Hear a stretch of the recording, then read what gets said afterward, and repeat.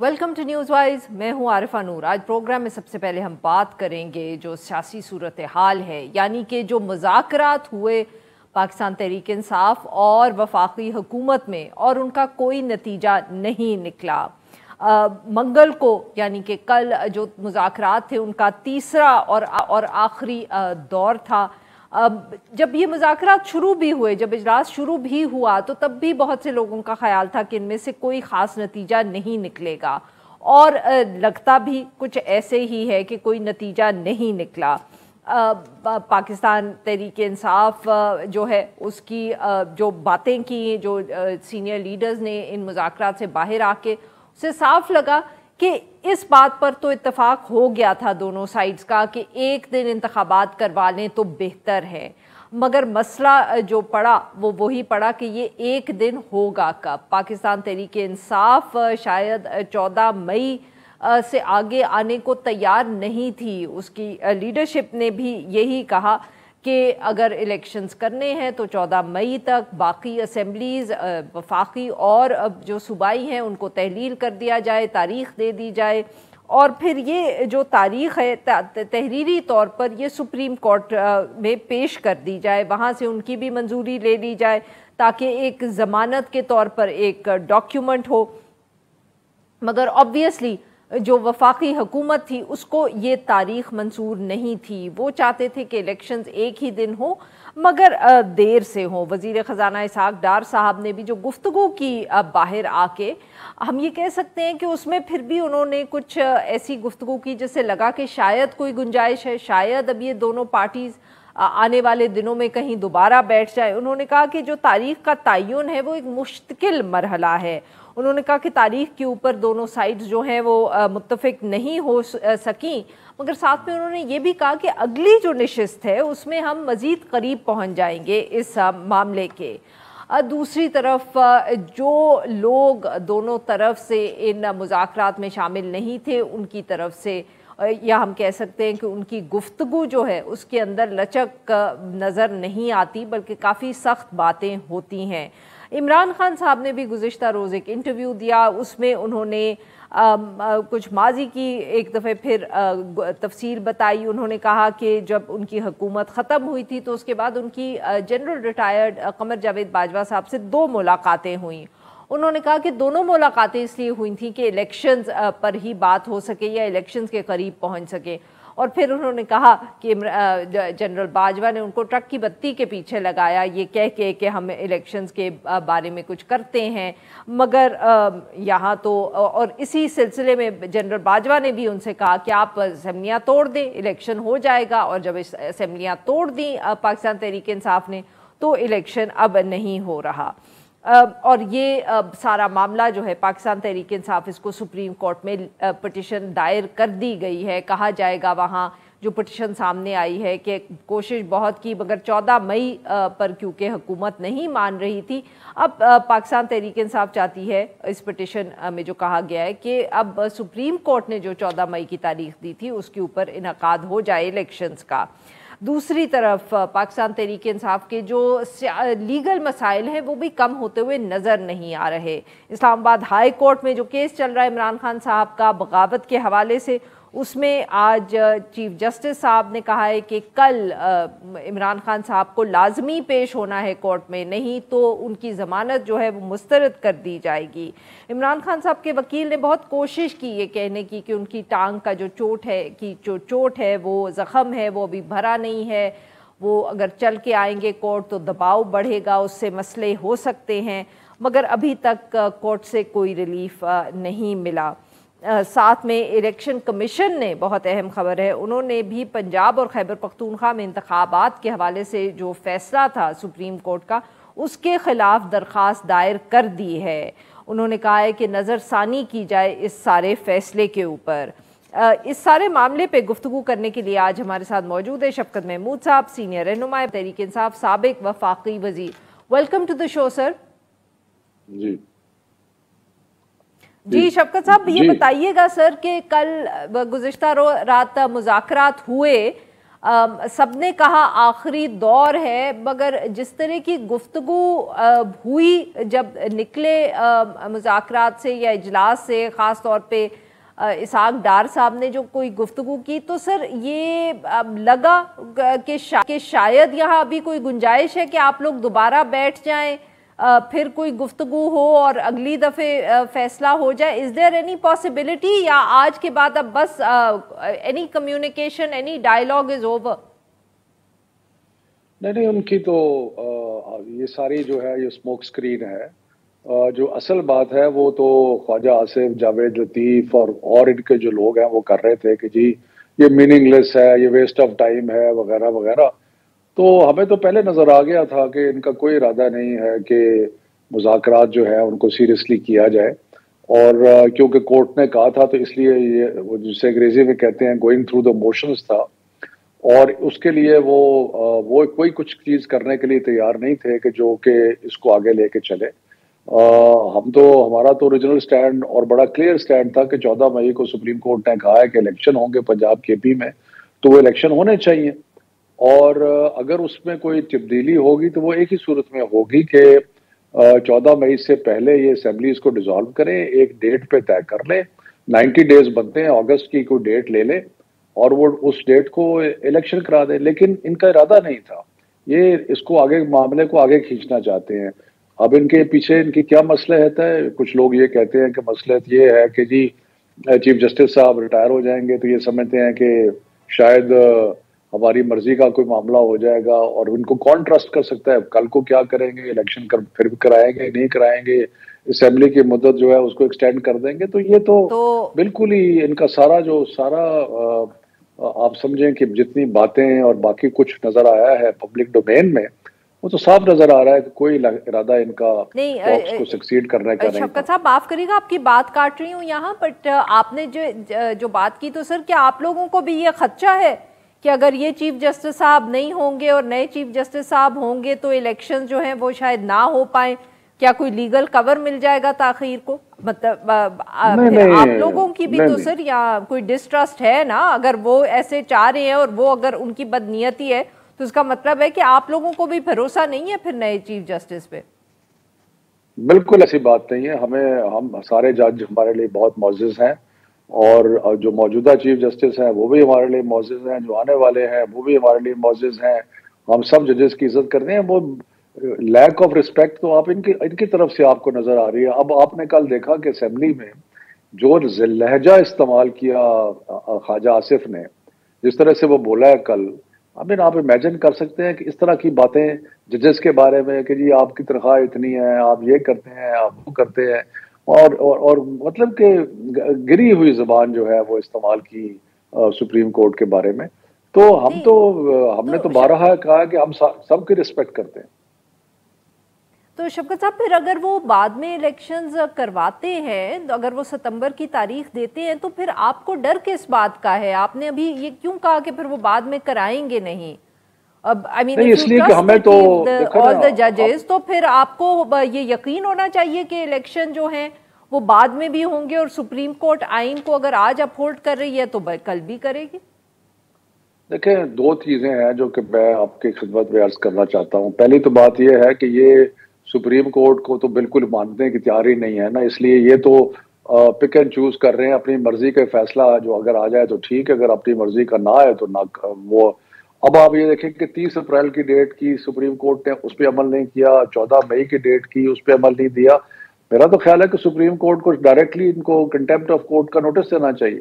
دوسرا، ان کی کس بات پہ اس پہ اعتبار کیا جائے؟ آپ کو یاد ہے کہ یہ کہتے تھے کہ جی ٹھیک ہے، اگر میرا رانا ثناء اللہ اور بہت سارے لوگوں نے یہ کہا کہ جی اگر پنجاب اسمبلی اور کے پی اسمبلی ڈیزالو ہوتی ہے تو ٹھیک ہے، ہم الیکشن کے لیے تیار ہیں، تاکہ یہ پہلے ڈیزالو کریں. ان کے ہوتے ہوئے ہم الیکشن نہیں کر چاہتے. تو وہ جب ہوا پھر ان کا اپنے ایٹیچیوڈ دیکھ لیا. تو ان سے تو کچھ اعتبار نہیں ہے. یہ کیا کریں گے؟ نہ یہ عدالتوں کے فیصلے مانتے ہیں، نہ آئین کو مانتے ہیں.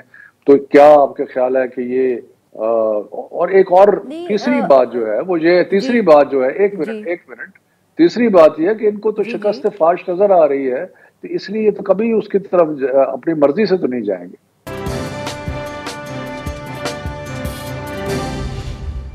शफकत साहब, फिर आपकी बातों से तो ये लग रहा है कि आप लोगों को तो उन पे कभी भरोसा था ही नहीं, तो आपने ये फिर मुज़ाकरात किए क्यों, सिर्फ सुप्रीम कोर्ट के कहने पे?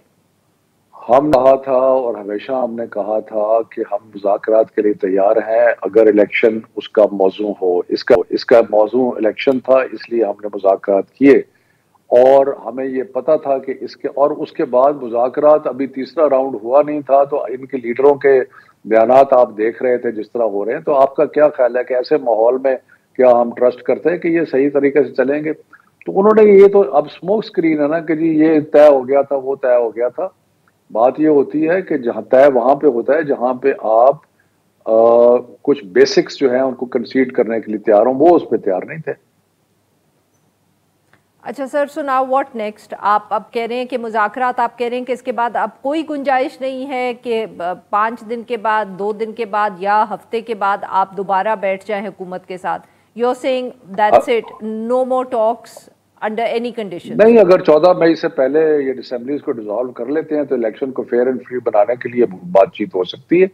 लेकिन वो तो खान साहब ने एक डेट दे दी है, उस डेट के मुताबिक अगर ये अपनी गुडविल, अपनी जो क्या कहना चाहिए, अपनी गुडविल कह लें या अपना एतबार कह लें, उसको किसी तरह बहाल करने के लिए अगर वो 14 मई से पहले असेंबलीज को डिसॉल्व कर देते हैं तो फिर ठीक है, फिर बात हो सकती है। लेकिन अदरवाइज जिन लोगों का इरादा ही नहीं है और जो जिनके लीडरान कराम इस किस्म की बातें कर रहे हैं, तो उससे क्या तवक्को की जा सकती है? अच्छा, मतलब कि वही फिर मतलब कि 14 मई से पहले अगर असेंबलियां नहीं डिसॉल्व हुई तो इसके अलावा कोई गुंजाइश नहीं है कि पाकिस्तान तहरीक इंसाफ दोबारा मुज़ाकरात करेगी?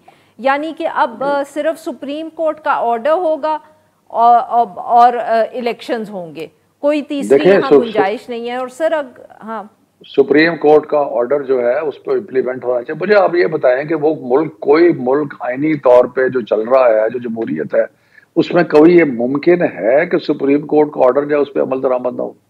और ये नजर आ रहा है आपको सुप्रीम कोर्ट का ऑर्डर अमल दरामद नहीं? वो तो सर नहीं सर, बट अगर मतलब कि देखें ना, पॉसिबिलिटी तो हमें, क्योंकि तारीख जो है 14 मई वो तो करीब है, मगर इलेक्शंस की ना तैयारी उस तरह हुई है जैसे होनी चाहिए, ना बैलेट पेपर्स प्रिंट हुए हैं, ना वो सब जो बहुत सारे जो मरहले होते हैं सर जो एक इलेक्शन की तरफ लीड करते हैं वो नहीं होते। आप लोगों ने भी उस तरह कैंपेन नहीं की जैसे एक मिनट, हमारी कैंपेन बिल्कुल तैयार है, तो रोज कैंपेन हो रही है, हमने टिकट जारी कर दिए हैं। बट हुई तो नहीं है ना उस तरह जिस तरह होती सुन तो लेना, थोड़ा सुन तो लिया करें नहीं ना। सर, आप मेरा सवाल तो सुन लेना सर। मैं ये कहने की कोशिश ये कर रही थी सर कि दोनों तरफ पे गैर यकीनी तो है ना इलेक्शन की तारीख के हवाले से। उस सिलसिले में मैंने कहा कि वो गैर यकीनी यहाँ तक है कि आप लोग भी उस तरह कैंपेन नहीं कर रहे जैसे एक जनरली जब इलेक्शन में कैंपेन होती है।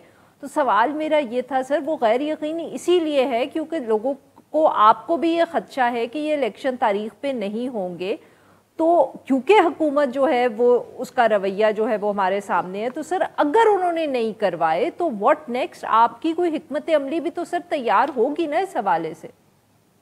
देखें, पता नहीं, आप बहुत सारी बातें कर जाती हैं, फिर याद नहीं रहता कहाँ से शुरू किया आपने। लेकिन मैं गुजारिश ये कर रहा हूँ कि पहली तो बात यह है कि मैं आपसे डिसएग्री करता हूँ। हमारी कैंपेन जो है वो चल रही है और हमारी कैंपेन जो है वो हमने टिकट अवार्ड कर दिए हैं और लोग अपने जलसे कर रहे हैं, कॉर्नर मीटिंग्स कर रहे हैं, हमारी कैंपेन चल रही है। दूसरी बात, सुप्रीम कोर्ट ने एक फैसला किया है, सुप्रीम कोर्ट के फैसले पे अमल दरामद नहीं किया है इन्होंने, और फंड्स रिलीज नहीं किए, और लॉ एंड ऑर्डर के लिए नफरी प्रोवाइड नहीं की। तो इसके लिए ये कंटेम्प्ट ऑफ कोर्ट है। उसके लिए जो प्राइम मिनिस्टर है और जो बाकी जो भी लोग इसके लिए इन्वॉल्व हैं, उनके खिलाफ कंटेम्प्ट ऑफ कोर्ट जो है वो होना चाहिए और उनको सजा होनी चाहिए। तीसरी बात, रह गया फैसला कि तहरीक इंसाफ, तहरीक इंसाफ के पास एक सियासी जमात है, दो ही रास्ते हैं। एक रास्ता अदालत का रास्ता है कि हम कोर्ट्स ऑफ लॉ के पास जाएं, और दूसरा रास्ता हमारे पास अवाम की अदालत का है कि हम अवाम के पास जाएं। तीसरा रास्ता हमारे पॉलिटिकल पार्टी के पास और कोई नहीं है। सही, तो वही तो सर अब इधर ही आ रही थी ना कि अगर ये फिर नहीं इलेक्शंस होते या अगर सुप्रीम कोर्ट जो है वो अपना ऑर्डर नहीं इम्प्लीमेंट करवा सकता तो फिर आप लोग सड़कों पर निकलेंगे।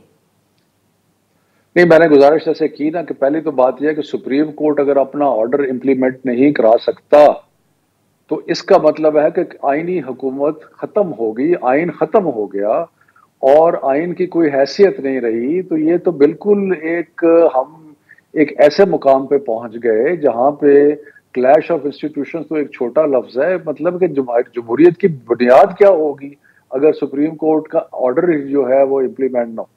باقی رہ گیا ہمارا, ہم سپریم کورٹ کے ساتھ کھڑے ہیں اور عوام ہمارے ساتھ ہے اور ہم عوام کے پاس ہر وقت جانے کے لیے تیار ہیں اور یہ ہم عوام کے پاس جائیں گے. سر یہ بتائیے گا کہ بہت سے لوگ یہ بھی کہتے ہیں کہ اگر آپ لوگوں اسٹیبلشمنٹ سے اگر آپ لوگوں کے تعلقات اگر جو اس وقت ہیں اسی طرح رہے تو پھر تو الیکشن نہیں ہوگا, کہ مسئلہ نہ حکومت کا ہے, مسئلہ نہ شاید سپریم کورٹ کا ہے, مسئلہ ہے آپ کے تعلقات اسٹیبلشمنٹ سے. دیکھیں بات بڑی سمپل ہے, حکومت جو ہے وہ لافلی کانسٹیٹیوٹڈ اگر ہے تو سارے معاملات جو ہیں اس کی ذمہ داری حکومت کی ہے. ان کے پیچھے کون ہے, کس طرح ہے, کیا ہے, وہ باتیں جو ہیں وہ پبلک ڈومین میں نہیں ہے, اس کا ہمیں نہیں پتا کیا ہے. لیکن جو سامنے آپ کے موجود ہیں ان کی ذمہ داری ہے کہ وہ رول آف لا کو مینٹین کریں, ان کی ذمہ داری ہے کہ وہ سپریم کورٹ کے آرڈر مانیں. اگر آرٹیکل سپریم کورٹ کو چاہیے کہ آرٹیکل 190 کے تحت سب کو حکم, ساری اسٹیٹ اتھارٹیز کو حکم دے کہ وہ الیکشن پہ عمل درآمد کرائیں. اس لیے ہم تو سیاسی جماعتوں سے بات کر, ہم سیاسی جماعت ہیں, سیاسی جماعتیں جو حکومت میں ہیں ان کو ہم کہہ رہے ہیں کہ الیکشن کروائیں, اور اس لیے ہم کہہ رہے ہیں کہ سپریم کورٹ نے کہا ہے. تو یہ ہمارا سٹینڈ ہے اس کے اوپر. نہیں تو سر آپ تو ایسے بات کریں کہ جیسے آپ کو کچھ پتہ نہیں ہے, جبکہ عمران خان صاحب تو کوئی ایسا انٹرویو دیتے نہیں جس کے اندر وہ جنرل باجوہ کا ذکر نہ کریں اور ان کے ساتھ کیسے تعلقات خراب ہوئے, جیسے کیا مسائل ہوئے. دیکھیں انہوں نے جنرل باجوہ کا ذکر کیا تھا, کس کانٹیکسٹ میں کیا تھا, اور انہوں نے کہا تھا کہ جنرل باجوہ جو ہیں انہوں نے کن کن چیزوں میں وہ انوالو رہے, اور انہوں نے بتایا کہ کس طرح وہ یہ بھی کہتے تھے کہ آپ گورنمنٹ جو ہے ان کو آپ چھوڑ دیں. لیکن آپ جس بات کو اپریشیٹ نہیں کر رہی اور جو آپ کو اپریشیٹ کرنی چاہیے, اور وہ یہ ہے کہ اس وقت لیگلی کانسٹیٹیوٹڈ گورنمنٹ کون سی ہے, وہ ہے جو شہباز شریف جس کا پرائم منسٹر ہے. یہ وہ ہے جس کے اندر یہ کیبنٹ جو موجود ہے, یہ پی ڈی ایم کی کیبنٹ, گورنمنٹ مان رہے ہیں. کانسٹیٹیوشنل, آپ اس کو لیگل اور کانسٹیٹیوشنل گورنمنٹ مان رہے ہیں. لیگل تو کانسٹیٹیوشنل بالکل وہ ہے, اور ان کو کانسٹیٹیوشن کو اگر وہ عمل درآمد اس پہ نہیں کرتے, اگر وہ جو سپریم کورٹ کا فیصلہ, تو اس کا مطلب یہ ہے کہ وہ آئین کی نفی کر رہے ہیں. جب آئین کی نفی کر رہے ہیں تو پھر تو ایک ویکیوم کریٹ ہو جاتا ہے نا, ایک لیگل ویکیوم کریٹ ہو جاتا ہے. لیکن اس وقت جو ہمارے ڈائلاگ ہے یا جو بھی ہماری بات آگے چلنی ہے وہ ان کے ساتھ چلنی ہے. سر تو اگر یہ تو آگے نہیں چل رہی اور اگر سپریم کورٹ کا فیصلہ نہیں امپلیمنٹ ہوا تو تب کیا آپ لوگ سڑکوں پہ میں نے آپ کو ایک دفعہ تیار کریں گے؟ میں نے آپ کو ایک دفعہ پہلے عرض کیا ہے, دوبارہ عرض کر دیتا ہوں کہ سر. ایک سیاسی جماعت کے پاس دو ہی آپشنز ہوتے ہیں. ایک آپشن کورٹ آف لا کا ہے, ہم عدالت میں بھی جائیں گے, بلکہ آج ایک اپلیکیشن فائل بھی کر دی ہے ہماری نیگوشیٹنگ ٹیم نے, جس میں انہوں نے سپریم کورٹ کو کہا ہے کہ جی یہ باتیں ہوئی اور یہ عوامل تھے, اور سپریم کورٹ کو انفارم کیا ہے. سو ایک تو لیگل راستہ ہے اور دوسرا عوام کا راستہ ہے, اور اس کے بارے میں خان صاحب نے کہا ہے کہ اگر ضرورت پڑی تو ہم سڑکوں پہ ہوں گے, اور یہ سڑکوں کا مطلب یہ ہے کہ ہم عوام کے پاس جائیں گے. تو دونوں راستے سیاسی جماعت کے پاس, اور کوئی تیسری چیز تو ہے نہیں. بالکل صحیح سر, بٹ مسئلہ یہ ہے کہ آپ پچھلا پورا سال بھی سڑکوں پر ہی تھے, عوام کے پاس ہی تھے, مگر اس سے کوئی فرق نہ پڑا, حکومت چلتی رہی. دیکھیں جدوجہد کرنا ہمارا کام ہے اور ہم جدوجہد کرتے رہیں گے. ہمارا حق پہ ہے, کاز ہمارا صحیح ہے, عوام ہمارے ساتھ ہے. سارے سرویز جو آ رہے ہیں آپ دیکھ رہے ہیں, اس بائی الیکشن کے ریزلٹس آپ دیکھ رہے ہیں, اور اس لیے ہم تو بڑے کلیئر ہیں کہ اگر یہ فیصلے پہ عمل درآمد نہیں ہوتا تو یہ کانسٹیٹیوشنل گورنمنٹ کا کولیپس ہے, اور ہم عوام کے پاس جا کے کہیں گے کہ ان کو ہٹا کے ایک الیکشن کرایا جائے اور ایک لیگلی کانسٹیٹیوٹ گورنمنٹ آئے. And you think that that's enough? جی، اور میرے پاس عرفہ میرے پاس کوئی ہتھیار تو نہیں ہے یا توپ تو نہیں ہے کہ میں نے تو جیسے آپ کو کہا سیاسی جماعت کے پاس اور ہے کیا، مجھے آپ بتا دیں سیاسی جماعت کے پاس کیا ہوتا ہے؟ بالکل صحیح سر. لیگل اور قانونی ہے اور عوام کی طاقت ہے، اور تیسری چیز تو نہیں ہے ہمارے پاس. سر نہیں، مذاکرات بھی ہوتے ہیں نا سر، اور سب سٹیک ہولڈر سے ہوتے ہیں. یہ مذاکرات جو ان کے ساتھ آپ نے کیے ہیں اس کے اندر آپ نے دیکھ لیا کہ ان کے میں نے پہلے بھی کہا ہے، پھر ریپیٹ کر دیتا ہوں کہ اس سے پہلے آپ نے ان کے سارے لوگوں کے نہیں سر، وہ آپ کو بھی معلوم ہے کہ میں کیا بات کر رہی ہوں، آپ اب وہ اس کو اکنالج نہیں کرنا چاہتے تو یہ اور بات ہے. ٹھیک ہے، میں نے آپ کو جواب دے دیا. بہت بہت شکریہ سر، آپ نے ہمارے لیے وقت نکالا. ناظرین یہاں پہ لیں گے ایک چھوٹا سا بریک، سے واپس آئیں گے تو ہم بات کریں گے صحافیوں کے حوالے سے. اسٹے ود اس.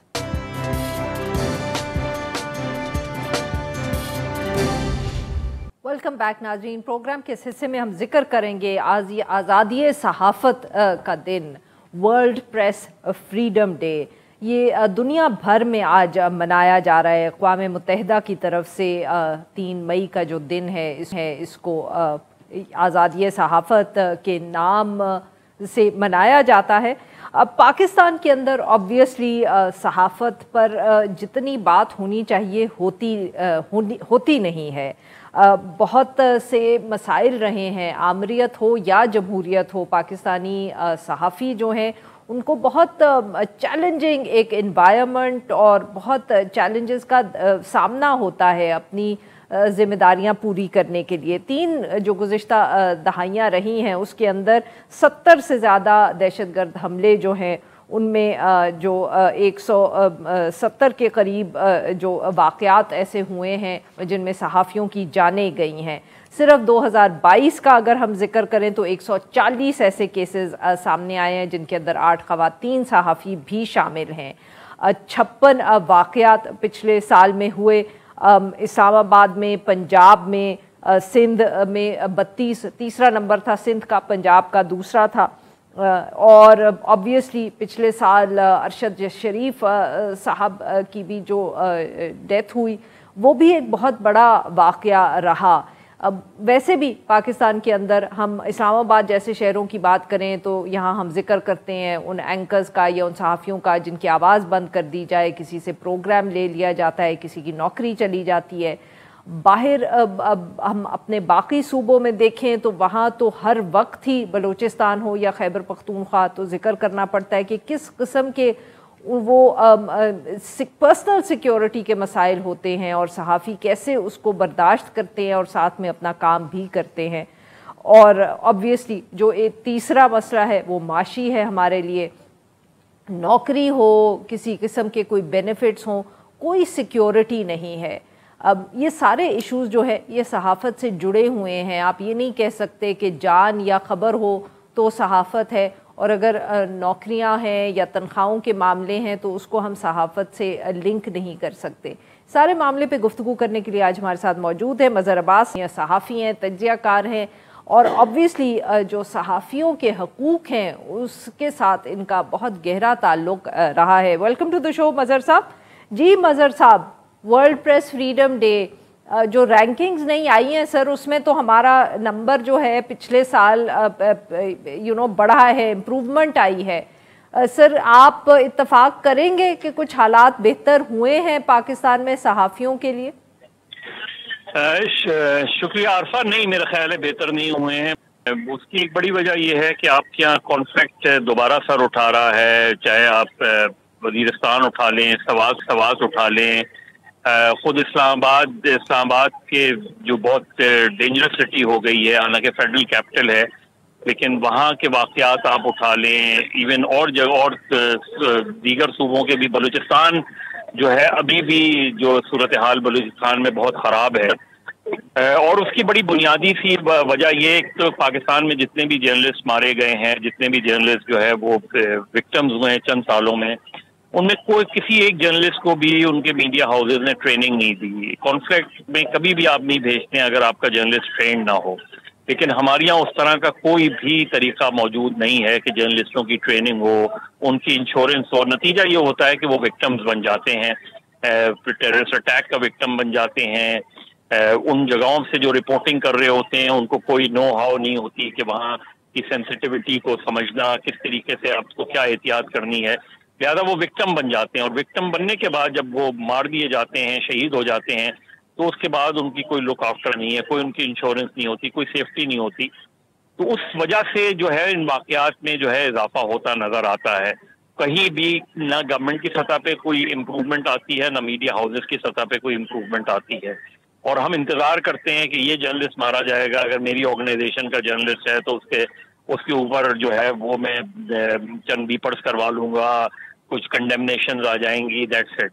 اس کے بعد اس کی امپروومنٹ ان آرگنائزیشنز میں کہیں امپروومنٹ ہمیں نظر نہیں آتی کہ انہوں نے اپنی صحافیوں کی جو ہے فلاح و بہبود کے لیے کچھ کیا ہو، ان کی سیفٹی کے لیے کچھ کیا ہو. ڈائنامکس تبدیل ہو گئی ہیں. اب سوشل میڈیا کا دور ہے. سوشل میڈیا ایک فریڈم آف ایکسپریشن کا بڑا مؤثر ذریعہ ضرور ہے، لیکن وہاں کیونکہ کوئی چیک اینڈ بیلنس نہیں ہے، اس کی وجہ سے سوشل میڈیا ایکٹیوسٹ جو ہے وہ ان خطرات میں اپنے آپ کو ڈال لیتے ہیں اور وہ وکٹمز بن جاتے ہیں. پچھلے چند سالوں میں جو پیکا آرڈیننس آیا ہے اس میں انہوں نے ٹارگٹ کیا ہے کہ کوئی سوشل میڈیا ایکٹیوسٹ جو ہے وہ ان کے نقطۂ نظر سے اگر غلط پوسٹ کر رہا ہے تو اس کو اٹھا کے لے جاتے ہیں، اس کو پروسیکیوٹ کرتے ہیں. مظہر صاحب معاف کریے گا آپ کی بات کاٹ رہی ہوں، بٹ قوانین بھی حکومت تو دعوے کرتی رہتی ہے. پچھلی نے بھی کام کیا، اس نے بھی کام جرنلسٹ سیفٹی بل کے اوپر قوانین بناتے بھی ہیں، پر کوئی ہمیں فائدہ نہیں ہوتا ہوا نظر عارفہ پچھلے 2 سال سے قومی سطح پر جرنلسٹ پروٹیکشن بل پینڈنگ پڑا ہوا ہے. یعنی بل پاس ہو گیا، آج تک اس کے رولز نہیں بنے، آج تک جرنلسٹ جو کمیشن تھا وہ نہیں تشکیل پایا. 2 سال ہو چکے ہیں. سندھ میں بن گیا، سندھ میں کمیشن بن گیا ہے، لیکن ابھی بھی اس کی فنکشننگ اس لحاظ سے شروع نہیں ہوئی ہے کیونکہ گورنمنٹ کو جو سیکریٹریٹ بنانا تھا وہ نہیں بنایا. تو وہ جو اسپیڈ ہونی چاہیے، جو پرائیورٹیز ہونی چاہیے وہ نظر نہیں آتی، اور باقی صوبوں میں تو بنے ہی نہیں ہے جرنلسٹ پروٹیکشن کمیشن ٹائپ کی. تو جو جرنلسٹ کے سیفٹی کے ایشوز ہیں، پلس یہ جرنلسٹ کی جو میڈیا ہاؤسز کے اندر جو ایشوز ہیں، یعنی میڈیا جو جتنے بھی، میں پھر یہ کہوں گا کہ جتنے جرنلسٹ مارے گئے ہیں، جو وکٹمز بنے ہیں، ان میں کوئی ایک بھی، جتنے جرنلسٹ مارے گئے ہیں 9/11 کے بعد، کوئی ایک جرنلسٹ بھی کسی آرگنائزیشن کا ریگولر امپلائی نہیں تھا. اب اگر آپ ایسے لوگ مارے جاتے ہیں جو ریگولر امپلائیز ہی نہ ہوں اس میں، تو آپ سوچیں کہ کتنا. اور ہم گورنمنٹ سے کمپنسیشن ڈیمانڈ کرتے ہیں، لیکن میڈیا ہاؤسز ایک آدھ کیس میں کسی میں مجھے نظر آتا ہے کہ میڈیا ہاؤس نے کمپنسیٹ کیا ہو. ادروائز تو میرا خیال ہے پاکستانی جرنلسٹ اپنی کریج کی، اپنی پیشن کی وجہ سے جا کے خطرات سے کھیلتے ہیں وداؤٹ ریئلائزنگ کہ دنیا میں کہیں نہیں ہوتا کہ جرنلسٹوں کو اس طرح کانفلکٹس میں ڈالا جاتا ہے، اور ڈالا جاتا ہے، بھیجا جاتا ہے تو ان کو ٹرینڈ کیا جاتا ہے، ان کو انشورڈ کیا جاتا ہے. تو ہمارے یہاں جو اس وقت صورتحال ہے، اسی وجہ سے واقعات بڑھتے ہیں. اسی وجہ سے پاکستان میں 9/11 کے بعد کوئی 120 جرنلسٹ اس کے وکٹمز بنے ہیں، بلکہ 9/11 سے اگر پہلے دیکھیں تو ہمیں نہیں نظر آتا بہت زیادہ واقعات. 9/11 کے بعد ایک دم ان واقعات میں اضافہ ہوا ہے، لیکن اس کی روک تھام. آپ نے بہت جو بات کی ہے سر، یہی کہ پہلے ہمارے ہاں یہ جو 9/11 کے بعد واقعات ہوئے تو ہم نے ان کو جوڑا دہشت گردی کے ساتھ. ہم نے یہ ساری بات کی کہ سارے ملک میں ہی ایک انسیکیورٹی تھی، کوئی معلوم نہیں ہوتا تھا کب کس وقت دہشت گردی کا حملہ ہو جائے، اور پھر صحافی جو تھے آبویسلی فرنٹ لائن پہ تھے. پر سر پچھلے سال سے تو اب ہمیں یہ لگ رہا ہے جو ارشد شریف کا واقعہ ہوا کہ اس کے بعد تو اب تو سیاسی اختلافات کے بیسس پہ بھی کوئی گنجائش نہیں ہے بچنے کی. اس کی عارفہ ایک بڑی وجہ یہ ہے کہ ہمارے چینلز جو ہیں، چینلز کی ایجنڈا سیٹنگ ہو گئی ہے. ہمارے یہاں پولیٹیکل ایجنڈا سیٹ کیے جاتے ہیں، اور اگر چینلز پولیٹیکل ایجنڈا سیٹ کرتے ہیں تو اس کا الٹیمیٹ وکٹم جو ہے وہ جرنلسٹ بنتا ہے، کیونکہ وہ جو آپ کو ٹارگٹ کرتا ہے وہ دراصل آپ کو ٹارگٹ نہیں کر رہا ہوتا، وہ آپ کی آرگنائزیشن کو ٹارگٹ کر رہا ہوتا ہے. اس کی ناراضگی، اس کا غصہ اس آرگنائزیشن سے ہوتا ہے کہ جی یہ پی ٹی آئی کو سپورٹ کر رہے ہیں، یہ پی ایم ایل این کو سپورٹ کر رہے ہیں، یہ پیپلز پارٹی کو سپورٹ کر رہے ہیں، لہذا وہ ٹارگٹ کرتا ہے. وہ ڈی ایس این جی دیکھتا ہے ARY کی DSNG دیکھے گا, تو اپنا جیو کی DSNG دیکھے گا, ڈان کی دیکھے گا, تو اگر وہ اس کی ڈان سے ناراضگی ہے تو وہ ڈان کو ٹارگٹ کرے گا. اس ٹارگٹ کا وکٹم وہ میڈیا ورکر بنتا ہے, اس کا کیمرہ مین بنتا ہے, اس کا جو رپورٹر بنتا ہے, لیکن وہ ٹارگٹ اس کو کر رہا ہوتا ہے. اس کو XYZ سے مسئلہ نہیں ہوتا, وہ ریئر کیسز میں ہوتا ہے. دوسرا, پاکستان میں صرف اسٹیٹ اور نان اسٹیٹ ایکٹر دونوں ٹارگٹ. ارشد شریف کا کیس کیا ہے؟ ارشد شریف کا کیس ثابت ہے کہ ارشد شریف واز فورس ٹو لیو پاکستان. ارشد شریف کے لیے ایسی سرکمسٹانسز بنائی گئی کہ اسے پاکستان چھوڑنا پڑا. یہ فیکٹ فائنڈنگ مشن رپورٹ میں موجود ہے. ارشد شریف دبئی میں نہیں رہ سکا, یہ فیکٹ فائنڈنگ رپورٹ میں موجود ہے. ارشد شریف کا جو حادثہ ہے وہ کیس آف مسٹیکن آئیڈینٹی نہیں ہے, یہ کینیا پولیس کے حوالے سے آپ کی فیکٹ فائنڈنگ رپورٹ میں ثابت ہے. اس کے بعد ایک GIT بنی, اس GIT کی رپورٹ کو بھی انکنکلوسیو کر کے ختم کر دیا گیا. اب سپریم کورٹ کے پاس کیس ہے, سپریم کورٹ اس سے آگے بڑھی نہیں رہی. بالکل صحیح. سپریم کورٹ, جبکہ اگر آپ دونوں رپورٹ دیکھیں, GIT کی بھی اور فیکٹ فائنڈنگ مشن کی بھی, تو آپ کو FIR اور اس کیس کو آگے بڑھانے میں زیادہ دشواری نہیں ہو سکتی. لیکن ایسا لگتا ہے کہ یہ کیس بھی ماضی کے مقدمات کی طرح فائل کر دیا جائے گا. بہت بہت شکریہ مظہر صاحب, آپ نے ہمارے لیے وقت نکالا. یہاں پہ لیں گے ایک چھوٹا سا بریک, اور جب ہم بریک سے واپس آئیں گے تو ہم بات کریں گے صحت کے حوالے سے جو میزلز کے کیسز راولپنڈی اسلام آباد میں رپورٹ ہو رہے ہیں. Stay with us.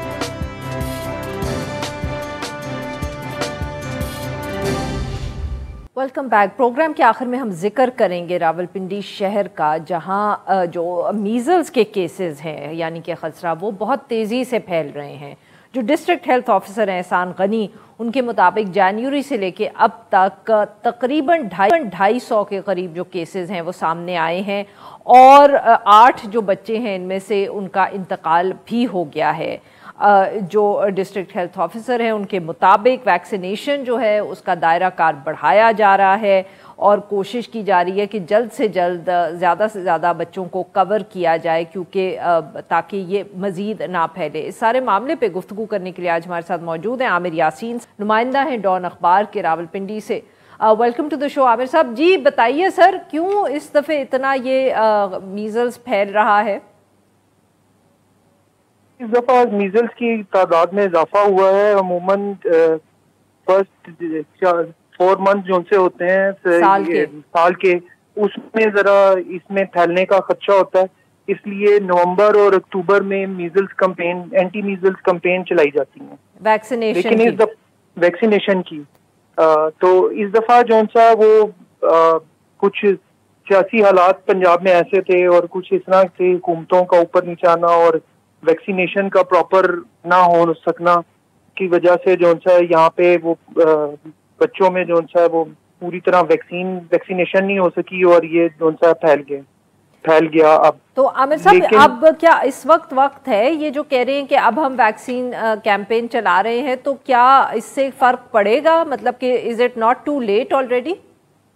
ایکچولی انہوں نے کہا کہ جتنے بھی ابھی متاثرہ زیادہ تر بچوں کو ہوا ہے وہ لیس دین 9 منتھس ہیں. اچھا. عموماً جو سا ہے ویکسینیشن دی جاتی ہے 9 منتھ کے بعد سٹارٹ ہوتی ہے, تو 9 منتھ سے پہلے بچوں کو ہونا شروع ہو گیا. اس کا مطلب ہے کہ یہاں پہ وائرس ایکٹیو تھا, جبکہ وہ یہ جو ہیلتھ اتھارٹی کے حکام ہیں ان کا کہنا ہے کہ یہاں پہ راولپنڈی ڈسٹرکٹ ایک ایسا ضلع ہے جہاں سے خیبر پختونخوا سے اور ارد گرد کے علاقوں سے بہت زیادہ لوگ آتے جاتے رہتے ہیں, اور ایسے بچے بھی آتے ہیں جن کی ویکسین وہاں پہ نہیں ہوئی ہوتی.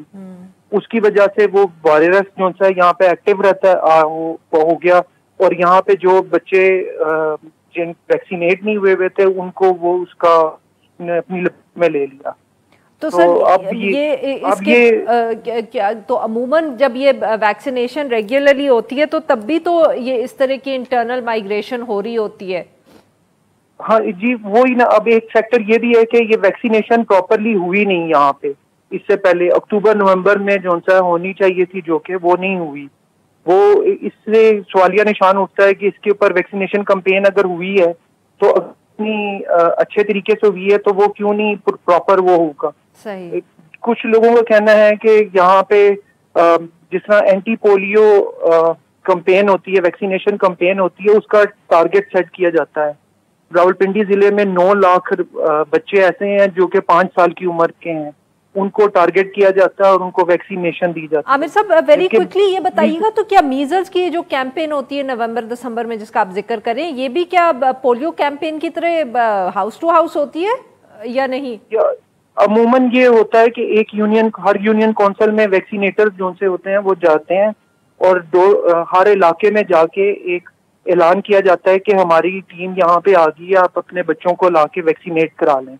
ان کا ای پی آئی کارڈ ہوتے ہیں جو کہ 8 بیماریاں ہیں، ان میں میزلز بھی ایک ہے، تو میزل کی ڈوز بھی 9 منتھ میں لینی چاہیے، وہ دینی ہوتی ہے لازمی. اور یہ بہت بہت شکریہ، آپ نے ہمارے لیے وقت نکالا. آج کے لیے بس اتنا ہی. We'll be back tomorrow at the same time.